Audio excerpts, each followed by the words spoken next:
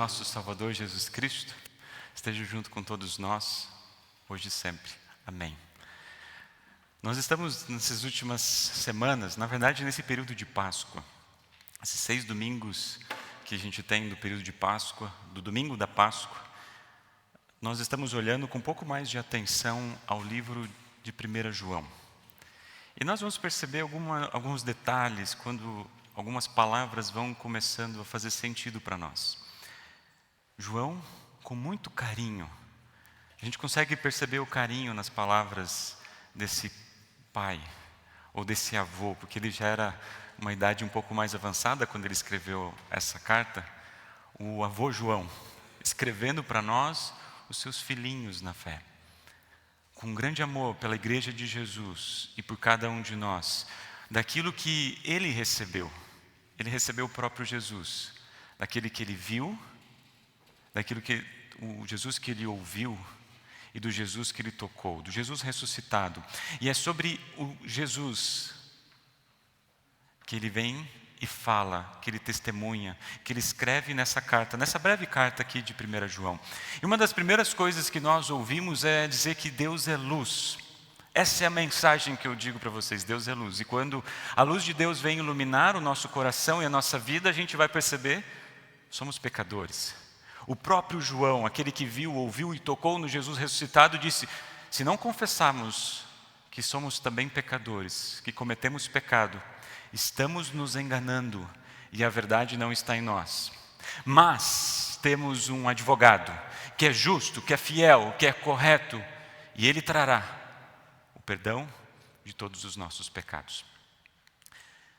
E justamente esse perdão que a gente recebe, nós ouvimos na semana passada, já no capítulo 3, no início do capítulo 3, uma mensagem que para mim é muito significativa. Ele diz assim, vocês são filhos de Deus. E de fato são. Vocês são filhos de Deus. E de fato são. Só que vocês vivem como filhos de Deus num mundo que não conhece a Deus. Isso significa que vocês vão viver num mundo de bastante aflições, angústias, perseguições, sofrimentos. Vocês são filhos de Deus, mas vivem num mundo que não conhece a Deus. Só que João não nos deixa que a gente veja somente essa realidade limitada do mundo que a gente vive e das dificuldades que estão diante de nós. Mas ele faz com que os nossos olhos possam ser vistos para aquilo que humanamente a gente não consegue ver. Ele foca a nossa vida na esperança que nos dá. Ele diz, quando Cristo voltar, seremos parecidos com Ele, com Jesus. Seremos a sua imagem e semelhança. No meio da angústia e do sofrimento, Ele faz com que os nossos olhos possam perceber essa realidade maravilhosa que Deus tem preparado para nós. E na continuação do texto, agora a partir do versículo 16, lido pelo Bruno, a gente vai perceber uma realidade muito bonita, muito especial. A gente vai perceber justamente que sabemos o que é o amor de Deus. Versículo 16. Sabemos o que é o amor por causa disso. Cristo deu a sua vida por nós, por isso nós também devemos dar a nossa vida pelos nossos irmãos. Muitos já notaram uma coincidência, justamente no texto de 1 João 3,16. Vocês se lembram que João 3,16 diz? João 3,16 diz, porque Deus amou o mundo tanto, que deu o seu único Filho, para que todo aquele que nele crê não pereça, mas tenha vida eterna. No Evangelho a gente tem o próprio Deus se doando, dando a sua vida por nós, ao mundo para salvar ao mundo, que é uma demonstração de amor. Agora, na Epístola, nós encontramos a resposta desse amor. Se no Evangelho nós temos uma demonstração do amor do Pai, na Epístola a gente tem a resposta desse amor. Como o Evangelho colocado em nossos corações pode resultar no nosso dia a dia, na nossa vida, em Cristo. O resultado desse amor. Mas vocês vão perceber que ambos os textos, tanto o Evangelho como a Epístola, eles focam na cruz. A cruz é o centro de tudo. Porque se você quer ver o amor, olhe para a cruz. Se você quer conhecer o amor, olhe para a cruz. Se você quer demonstrar amor, olhe para a cruz. Se você quer viver o amor, olhe para a cruz. E quando a gente olha justamente a segunda parte do versículo, sabemos que o amor é isto. Cristo deu a sua vida por nós. Por isso, nós também devemos dar a nossa vida pelos nossos irmãos. Às vezes, a gente pode ter a impressão que esse versículo está nos levando, nos chamando a sofrer como Cristo sofreu, a passar aquilo que Cristo passou, ou até mesmo a passar pelo sacrifício que Cristo realizou. E se a gente entende esse versículo desta maneira, a gente vai dizer que o sacrifício de Cristo foi em vão. Porque se eu tenho que passar aquilo que Cristo passou, por que Cristo passou a morte e o sofrimento na cruz? Mas não é isso que esse versículo está nos ensinando. Quando a gente coloca ele em contexto, a gente vai perceber, logo no início desse capítulo, e no início de toda essa epístola, e que está de acordo com toda a narrativa do Evangelho, nós somos filhos de Deus. E de fato nós somos. E o fato de estarmos unidos em Cristo, nossos pecados serem perdoados, nós recebemos uma nova natureza, um novo coração, faz com que a nossa vida agora seja um reflexo. A gente acabou de cantar essa música, Jesus Cristo mudou o meu viver. Quando Cristo está no meu coração, na minha vida, algo diferente acontece. Algo diferente é realizado. E aí, então, a gente passa de algo que é geral. Então, como é que a gente entende isso? Como é que a gente entende esse dar a nossa vida pelos nossos irmãos? Talvez, se João estivesse aqui, alguém de nós teria perguntado, mas o que é isso, João? Então, João ele coloca em palavras um pouco mais simples, práticas e concretas, que amor é esse? E ele diz assim, se alguém é rico e vê seu irmão passando necessidade, mas fecha o coração para essa pessoa, como pode afirmar que de fato ama a Deus? Eu gostaria de focar justamente nessa expressão, mas feche o seu coração para essa pessoa. O que significa fechar o coração para alguém? Eu comentei ali com as crianças, que dificilmente quando a gente pensa na palavra coração, a gente está pensando no órgão coração que está batendo no nosso peito.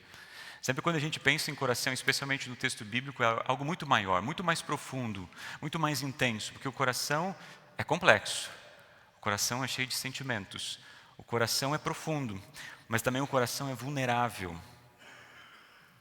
João aqui fala de alguém que tem recursos, que tem condições, mas que fecha o seu coração contra o seu irmão, que está passando necessidade ou que está necessitando de ajuda.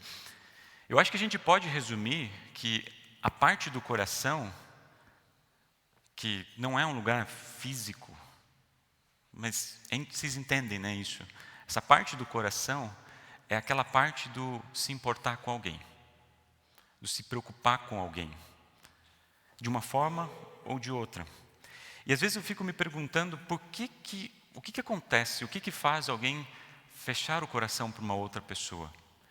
O que faz alguém deixar de preocupar com uma outra pessoa? Talvez vocês já sentiram isso.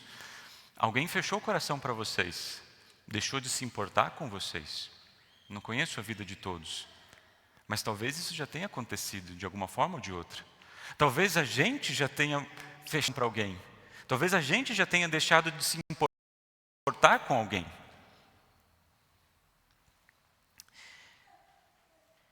Um coração fechado, em resumo, ele tem a dificuldade de agir.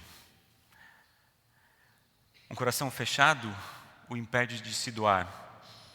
Um coração fechado faz mais do que o esperado.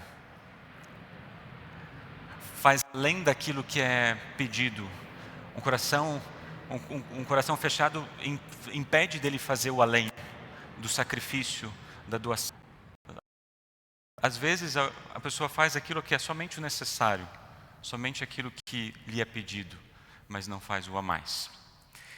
E por outro lado também a gente pode pensar que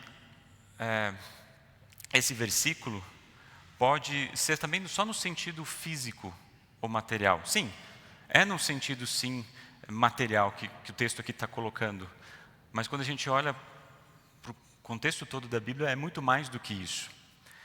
Fechar o coração é deixar de ser generoso com aquilo que temos. É não ter vontade ou não ter disposição de doar o nosso tempo, de servir com os nossos dons. Um coração fechado reflete que nossas mãos também estão fechadas a investir com os bens que Deus nos deu, a fim de cuidar, amparar e sacrificar-se pelo outro. É preciso saber e perceber que generosidade não deve ser vista apenas para as pessoas que estão próximas de nós, ou as pessoas que a gente ama, mas ela deve ser vista a todas as pessoas, em todas as situações, em todos os contextos. Olha só o que o apóstolo Paulo ele nos fala em 2 Coríntios. Esse texto a gente trouxe na última semana. Parecemos pobres, mas enriquecemos muitas pessoas. Parece que não temos nada, mas na verdade temos tudo.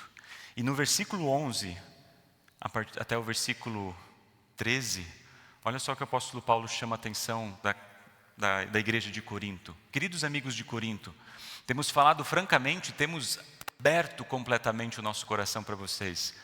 Não temos fechado o nosso coração. Vocês é que têm fechado o coração de vocês para nós. Eu falo com vocês como se vocês fossem meus filhos.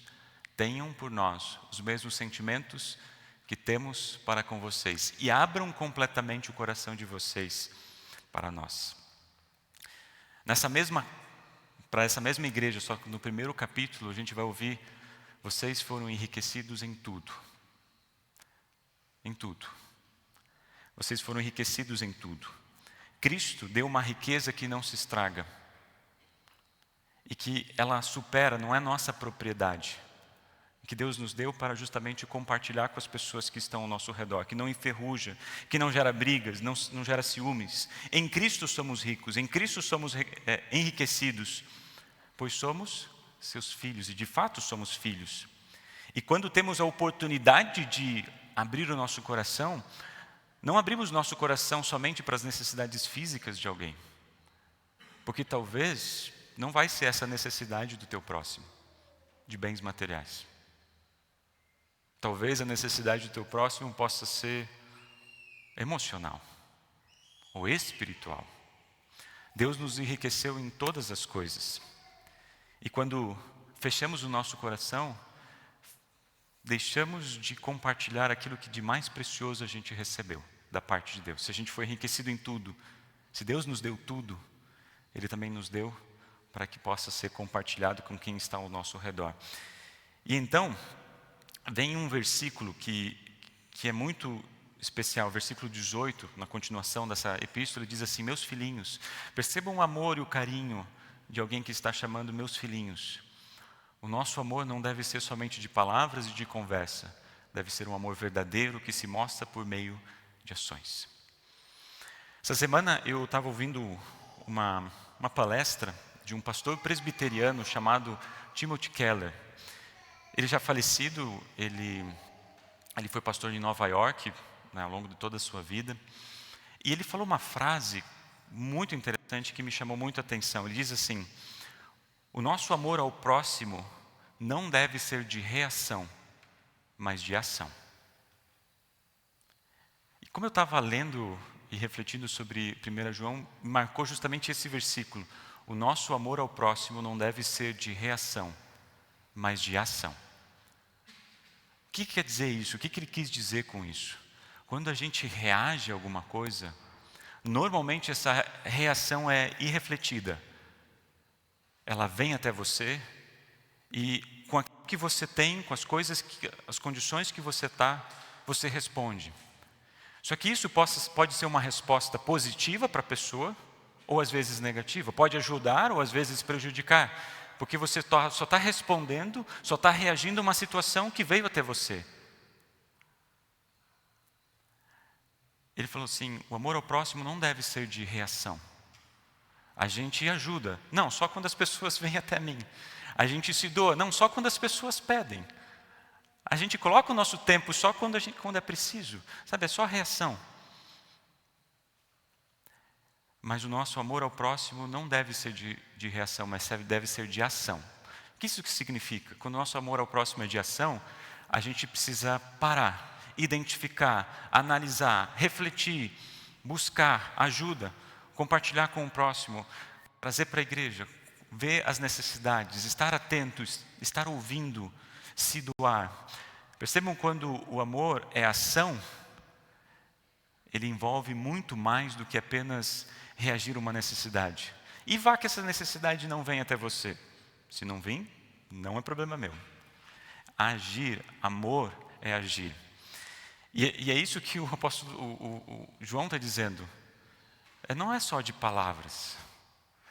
Poderia até adicionar, não é só de reação, mas é de ação. É agir, é caminhar, é sofrer, é se importar, é abrir o coração. E isso nos faz olhar justamente para aquilo que o Evangelho de João nos ensina. Esse texto super conhecido de Jesus ser o bom pastor. E aqui vocês vão ver um contraste que eu acho muito interessante. O contraste entre o empregado e o pastor. Qual é esse contraste que está colocando ali? Eu sou o bom pastor que dá vida às suas ovelhas, pelas ovelhas. O empregado trabalha somente por dinheiro. Ele não é pastor. E as ovelhas não são dele. Por isso, quando vê um lobo chegando, ele abandona as ovelhas e foge. Então o lobo ataca, espalha as ovelhas. O empregado foge porque trabalha somente por dinheiro e não se importa com as ovelhas. Eu sou o bom pastor. Assim como o Pai me conhece, eu conheço o Pai. Assim também conheço as minhas ovelhas e elas me conhecem. Estou pronto para morrer por elas. Esse contraste para mim chama muita atenção, porque o empregado, vamos dizer que o lobo não chega, ele está fazendo o seu trabalho, mas somente aquilo que é o necessário.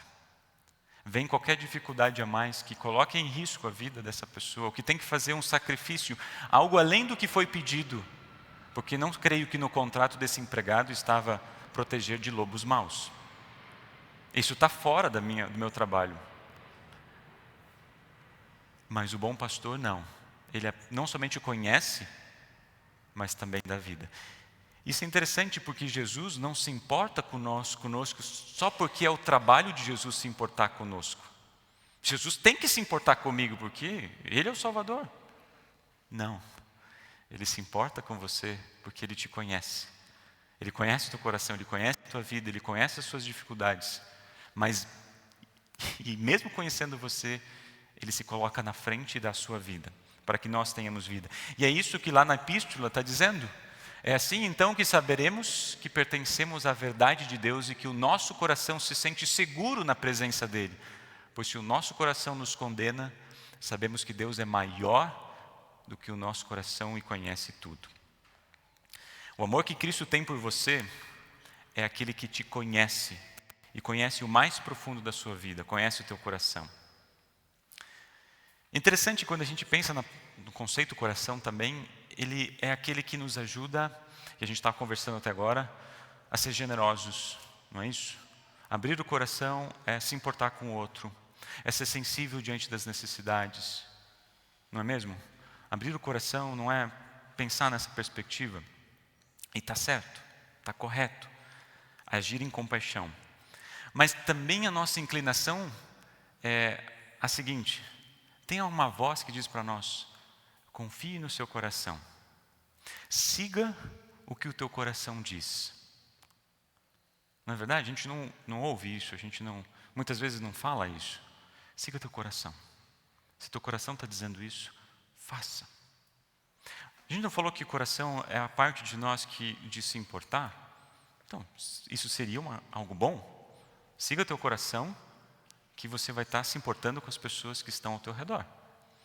Só que a gente ouve, por exemplo, lá em Jeremias, capítulo 17, versículo 9 e 10, quem pode entender o coração humano? Não há nada que engane tanto como ele. Está doente demais para ser curado. Eu, o Senhor, examino os pensamentos e ponho à prova os corações. Ou como o salmo que a gente usou na confissão de hoje. Ó Deus, examina-me e conhece o meu coração. Prova-me e conhece os meus pensamentos.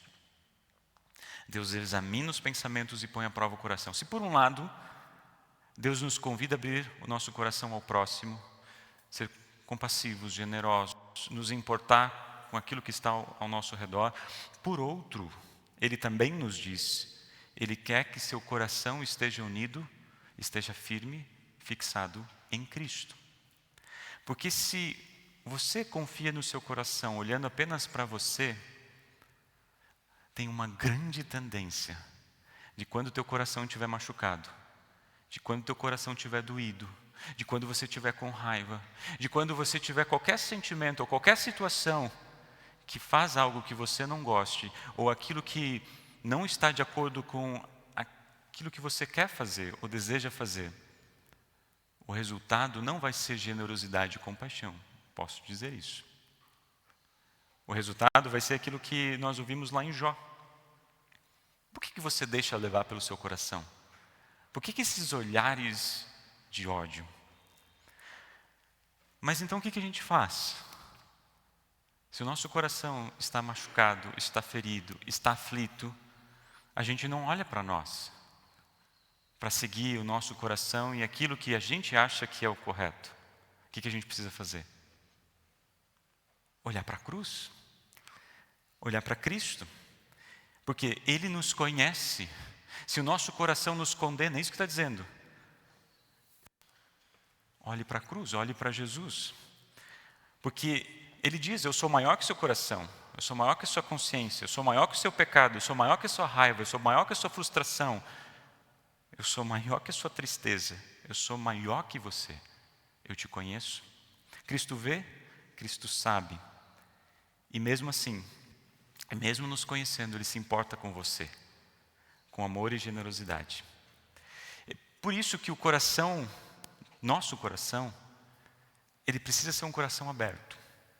Sim. Porque a gente recebeu um novo coração e nós estamos unidos. Mas como esse coração ele vai estar aberto? Ele está aberto em Cristo.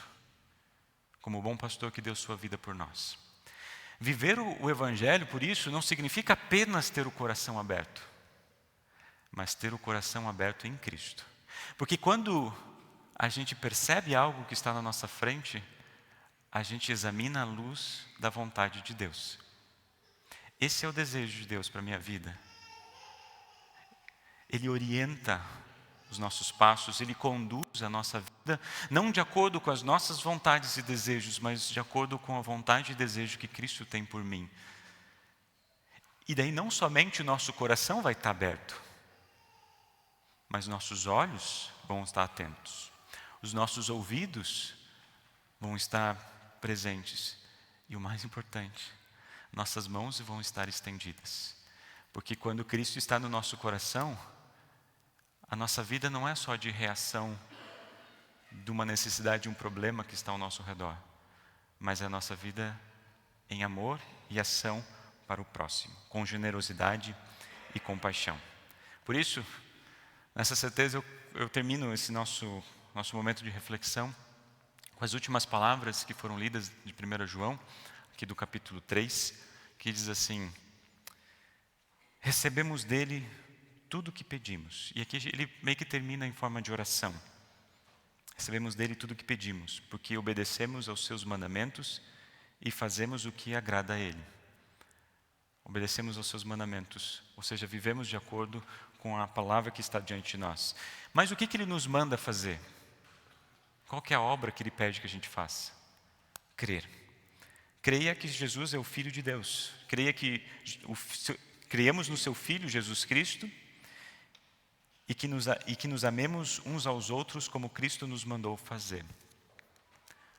Crer, confiar, depender, e por causa dessa nova vida que está no meu coração, colocar isso diante do nosso próximo. Quem obedece os mandamentos de Deus vive unido com Deus e Deus vive unido com Ele. E por causa do Espírito que Ele nos deu, sabemos que Deus vive unido conosco. Que Deus nos abençoe a crer nessa fé que nós recebemos de graça da parte do nosso bondoso Deus, para que nosso coração, por causa dessa palavra, por causa da presença de Jesus, seja transformado, agir de acordo com o nosso próximo, não só em palavras, não só reagindo, mas agindo em prol daquele que está ao nosso redor. E assim a gente faz aquilo que Deus nos deseja, aquilo que Deus nos mandou fazer, em ordem à sua vontade para as nossas vidas. Amém.